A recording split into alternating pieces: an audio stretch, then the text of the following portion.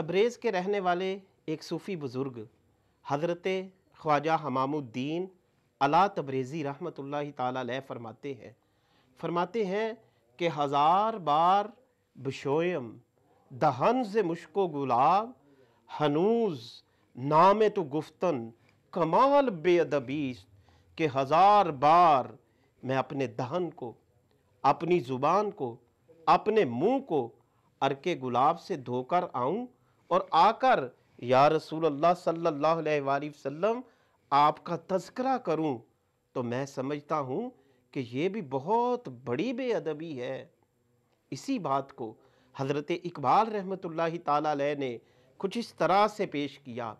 फरमाया, चूँ बना में मुस्तफ़ा खानम दरूद अज खजालत आब मीन गर्दद वजूद।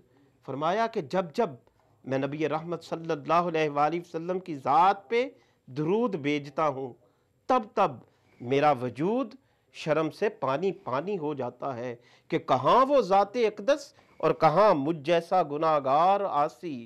तानदारी अज मोहम्मद रंगो बू अज दरूदे खुद में आला नामे ऊ।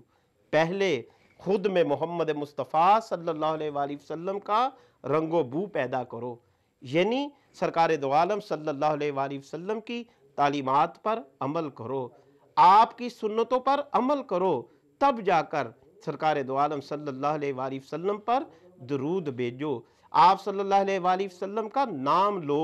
अगर ऐसा नहीं कर सकते तो खुदारा अपने गंदे मुंह से सरकार दो आलम सल्लल्लाहु अलैहि वसल्लम के नामे नामी इसमें ग्रामी को मैला मत करो। बमुस्तफ़ा बेरसा खेशरा के दी हमाऊस्त घर बऊ न रसीदी तमाम बूलह बीस्त।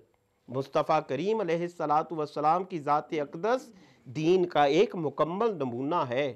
पहले सरकार के कदमों तक रसाई करो।